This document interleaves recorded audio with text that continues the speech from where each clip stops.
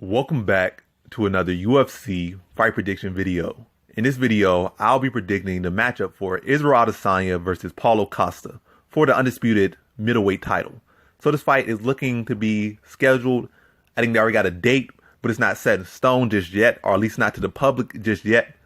But who knows what could happen. Somebody could get injured again. Somebody could get COVID-19. We might not have this matchup, but whether it happens now or never, I'm predicting it right now. And when it actually gets set in stone in like a week or so before the fight or a couple days before the fight, I'll predict the whole card for that. But right now, this is just the one showcase main event fight for whenever that happens, or if it happens or not. So look at this fight right here. You got two relatively young fighters.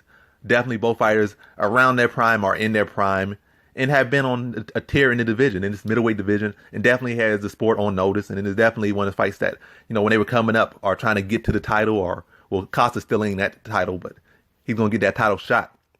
But yeah, when they both were like having them for the title yet, or, it's on the rise, they were like kind of saved these two for a later fight. And now we're getting that later fight. But yes, it was a fight that has been on talks for about like a year or 2 years, because Israel Adesanya has only been in the UFC for like 2 years. So probably really like a year and like 2 cents since that they've been talking about this fight. But definitely a fight they've been talking about, because Adesanya, like usually with these type of fights, they be fighters be like taking some losses or be taking some injuries or whatnot, and then be like a 3-4 year thing, and it'd be like a real long build up, because just take them a while to get to the title and win the title, or it just takes them a long time to fight each other, even if it's not for a title. So it'd be like a long time, like, oh, I can't wait till this guy fight this guy, and I can't wait till this guy fight that guy.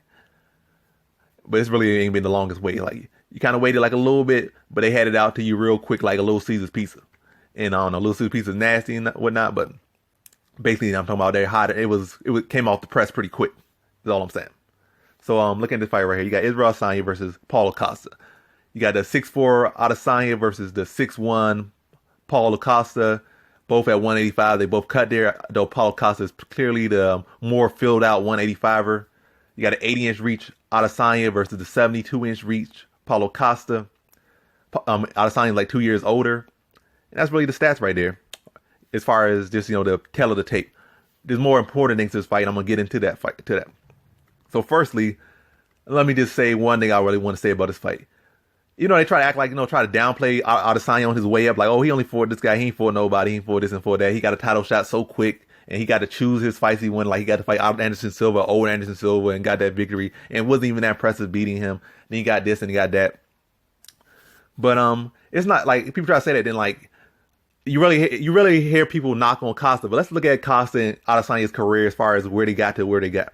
And you really look at both of their paths to where they at. Costa really has been the one has got the easy route. He really has been the one that got the easy route. They can kind of act like, oh, he fought Johnny Hendricks, who's a former champion, but everybody knows Johnny Hendricks by the time he fought Costa was shot. So that's just a name. The far as beating him ain't don't really mean much of anything. It sounds good on your resume that you beat a champion or former champion, but outside of that, ain't really much of anything. Ain't show your skills really. Ain't show nothing about you at all. And it was a smaller guy, so you're a big guy that relies on being big and physical out there, and you're getting a smaller guy who's already shot, who has nothing he can really do. You can't outstrike you. He can't wrestle you. He's just in a striking match with a smaller guy, and you just beating him up, and the guy's not even that technical of a striker. So that fight really meant nothing. But let's look at the fight. So let me first off say that Costa has been in the UFC since 2017, and he only has 5 fights. Israel Adesanya has been in the UFC since 2018 and has 8 fights. And in the 365 years, I'm gonna say 365 years, but 365 days, he fought 5 fights. So that's literally a year. It's not a calendar year, but literally as far as 365 days, like from February 10th, 2018 to February 9th, 2019, he fought 5 fights. If you look at 2018, he fought 4 fights. So basically, matter of fact, in literally 365 days compared to your 3 years, he fought as many fights as you and better fights than you, and did so much more for his career. And from February, from 2018 to not even just a little bit over a year in 2019, he became the world champion. And where's Paulo Costa done? He's been in the same place. He's been talking track like he didn't know who Adesanya was, but really, who are you, Costa? What have you done? What have you shown? What is your skill set? What is your accomplishments? His biggest accomplishment is beating Yoel Romero, and in that fight, Yoel Romero dropped him. He dropped Yoel Romero as well, but Yoel Romero got a takedown, and Yoel Romero outstriked him on the stats. Significant strikes was 125 to 118. You can say, oh, he did this in the first round. He kind of just let him get a round in the first round. Second round was close. The third round, I think Romero kind of ran away with it. He outstruck him in. He got a takedown. Did he control the takedown? No, but he got a takedown. In a round, he outstruck him in, and he got a takedown. So he clearly won that third round. But the second round was a toss-up round. But I feel like Romero won that round as well. So your best fight, you barely even won it. Now outside that, you beat Uriah Hall, who we all know is a solid fighter. But Uriah Hall, definitely nobody you're going to say, oh, I'm really done something by beating Uriah Hall. We all know that. Phenomenal striker, questionable fight IQ, questionable heart, questionable in a lot of areas. Definitely questionable as far as, the track record and just winning and just being a proven fighter. He's a proven fighter, but like he's not a fighter that's gonna go out and like, oh, this guy is the truth. Like he's far from the truth as of right now, unless something changed, and I doubt it will. But beating Uriah Hall doesn't really shake no tables. It don't. So that's like his win. And he had a semi-hard fight with Uriah Hall. Uriah Hall was jabbing him up, and then he just like finally was able to pressure Uriah Hall and go to his body and wear on him and catch him with a perfect hook to the chin, like when they both were trading in the pocket. And that was dumb anyway. Why you trading in the pocket with a guy that's a hooker? Like that, you don't hook with a hooker. That's what they say. And that's always dumb anyway. And Uriah Hall got stopped in that fight. Johnny Hendry, like I said, past his prime, upper weight class and just fat. He was already fat at welterweight and he was real fat at middleweight. And he was already shot by that point. So that ain't no big win. Olawale Bang Boost. He had some power, was kind of explosive, but ain't accomplished nothing in the UFC, was in and out. Garrett McClellan, who? In and out. So in all these years, pretty much 3 to 5, his wins aren't even in UFC no more, aren't doing anything in the UFC anymore. And he beat Uriah Hall and Romero, like barely beat Romero. And a win over Uriah Hall can't really cash you much of a check as far as like credibility. So you look at Adesanya on the other side, came in for Rob Wilkinson. Yeah, who's that? Beat him. But Vettori, close fight, beat Vettori. Vettori's on the tear right now and looking like he could be a future title challenger for sure. Definitely a force in the division. One of the more well-rounded guys, one of the more dangerous guys, one of the more promising guys. And he's still only in his 20s. So Vettori, a good win. Definitely aged well over time. Brad Tavares was looking like the best Brad Tavares ever when he fought Adesanya. But Adesanya made him like an amateur and dogged him, like put on a striking clinic on him. So that was a real good win. But definitely probably better than like 90% of what's called... Costa's wins outside of Romero. So better than all the Costa wins except Romero. Derek Brunson, better than all of better than all the Costa wins except except Romero. So yeah, Brunson had a better win than all of Costa wins except Romero. And he went out there and like just put on a spectacular performance against Derek Brunson. That like really elevated his career. Like like a fight or a performance that just elevates you. Costa, has he really had a fight that has elevated him? Like I said, look at the people he beat. It's fights he was clearly supposed to beat stylistically. And just like, no matter how you look at it, it was fights he was supposed to win. All the other way, like everybody else's chance was like they were big underdogs in those fights outside of Romero. And then, like I said, the Romero fight was exciting, but it didn't really show nothing about his skills or his toughness or anything. I mean, it did kind of show that he can take a shot and get up, but it didn't show like, oh my gosh, he looked so clean and so technical, look like this. He looked like a big bruiser like he always looked like. Ain't nothing impressive about him. So, like technique wasn't all that. I mean, didn't show no amazing grappling or no amazing submission skills or no amazing fight IQ. He just went out there, made it a phone booth fight, and that's what was it. And really, it wasn't like he had to cut off the cage. Romero was inviting that type of fight because, I don't know, his like recent style is a style where he'll kind of give a shot, let people wear themselves down, and then he'll pick and find his shots. Or then he'll wait some rounds off, and then he'll kind of be selective with his explosion because he's older now. He can't explode for 5 rounds or 3 rounds or whatnot. So he'll kind of take a rounds off here and there, roll with the shots, find his shots, and then wait till later round, try to get a finish or the second round or where he feels he needs to, get in the fight because he's like letting the fight slip away from him. Like then he like waits. Oh, I took up that round. Now like 2 minutes in this round, let me explode and try to steal that round. The third round, I'm gonna turn up and fight that whole third round. So it's not like he was doing something to make him cut off the cage or invite that fight. Romero was literally inviting that fight for him. So yeah, the Brunson's like I said, in reality, Costa has not had that showcase fight or, had that fight that is really like an elevation performance or that performance that elevated his career or his status. It says more so his attachment to Adesanya in the memes and all that other stuff or, what people just see his physique and some of his knockouts. They're like, oh my gosh, this guy is this and that. But when you look at who he's beaten, the only person he really has beaten that really matters is Romero. That's it. Then after that, Adesanya fought Anderson Silva. And like his performance could have been better, but it showed his clean technique and whatnot. And it showed like it was an elevating performance because you saw the whole the respect he had for Anderson Silva. So it was a beautiful fight in a way. It was like a changing of the guards type fight. But it was a fight where he went out there and just ripped the former striking GOAT and just decimated him. It was like a performance that looked good for both guys, but it clear that Adesanya was the better striker, at this point. Better fight at the point. Man, it was just like I said, it was a fight that, like I said, could have been better, or you wanted to be more dominant, but in the end, I think it was the better outcome. There's no need to see Anderson Silva take more damage. It just showed like he just beat him more, like this, beat him in a technical striking match, and then go for no finish, or then go for like no extra anything in that fight, and just beat him cleanly. But to showcase performance, like I said, you can take those pictures of that fight, and the fight itself just gonna be to show you the respect that's a martial arts, and that's self-elevated. But is it like a truly elevated fight where he just show his skills so well? No, but it's like elevation as far. It's like show like it gave him that promotion to the to the mainstream that this is the new guy, and it did that. So that's elevation. Adesanya versus Gastelum, that was a fight that he took way more damage than he should in that fight, and it's a fight that people kind of point to maybe, if Gastelum could do that, then Costa could do worse.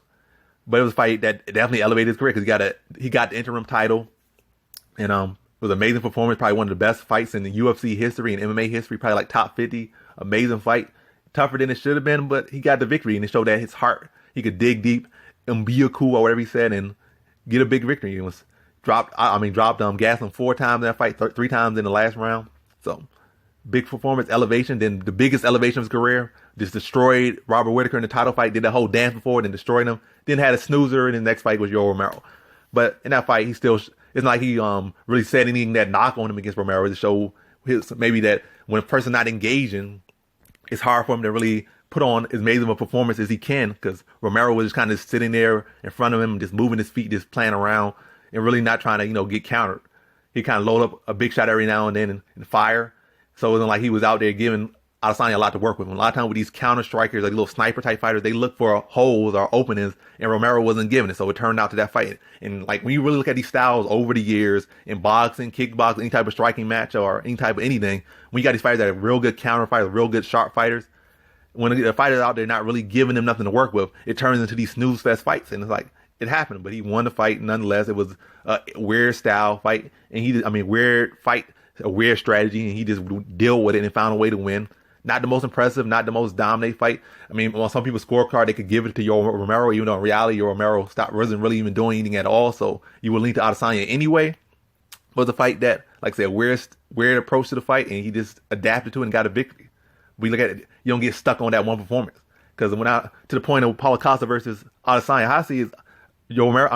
Adesanya is taller, he's longer, he's significantly taller, significantly longer reach, a significantly better striker, better fight IQ, better technique, far more. Adesanya do be having some like predictability to him because he like doing some of the same things. He kind of has a pattern. But with a guy like Costa, it's not like Costa is an IQ fighter. He's a fighter like kind of like a knuckle dragging bruiser. That's how I see him. He don't have no amazing fight IQ when he goes out there. His whole style is kind of just pressure you, smother you, and then just beat on you. That's his whole style, to get a hold of you and beat the wind out of yourself. That's his whole style. It's not like he going out there and showing such slick technique, man. In fact, in his little sparring with Logan Paul, like Logan Paul was out boxing him. Like his technique kind of garbage, to be honest.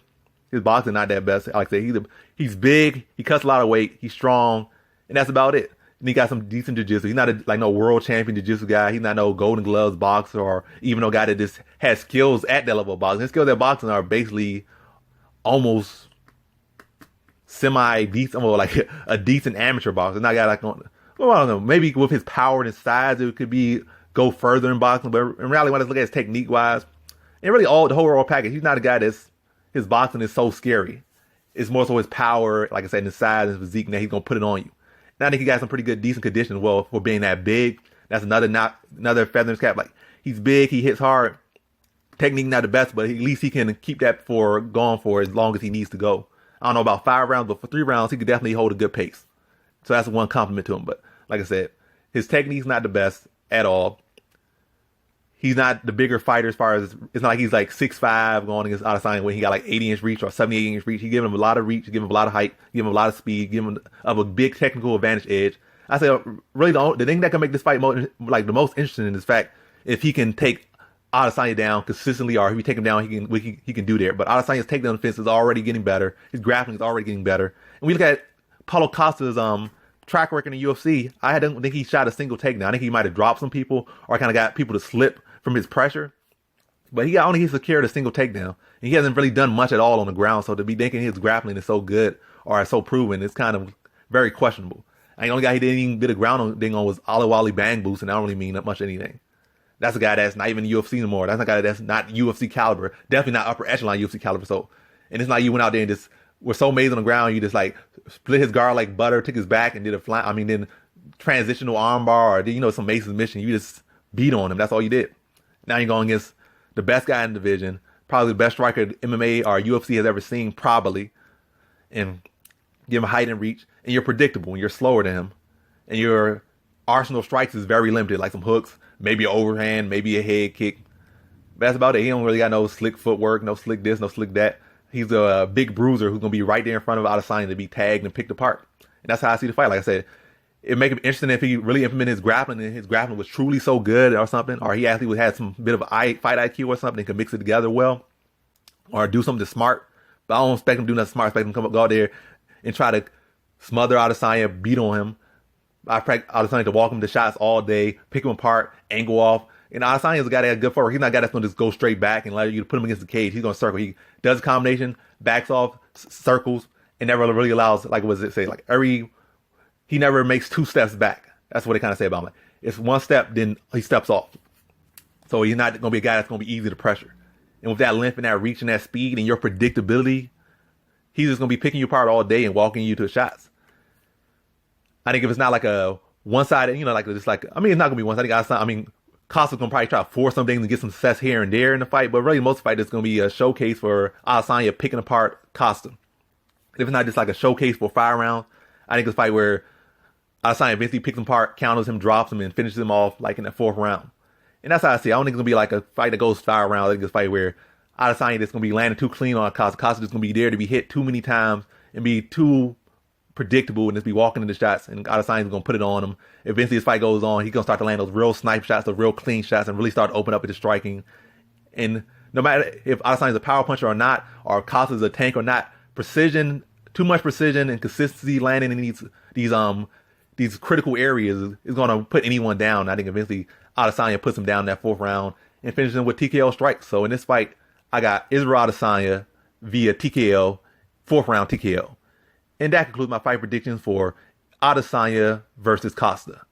And as always, thanks for watching.